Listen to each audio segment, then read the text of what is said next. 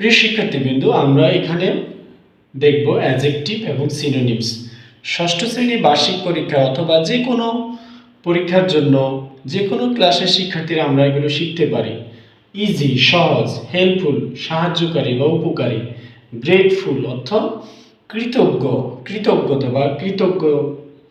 ওকে, তারপরে হলো এনজয়েবল উপভোগ্য, এনজয়েবল উপভোগ্য। তাহলে দেখে আমরা ইজি আমরা লিখতে পারি একেবারে সহজে, আমরা লিখতে পারি সিম্পল, আমরা লিখতে পারি কি সিম্পল।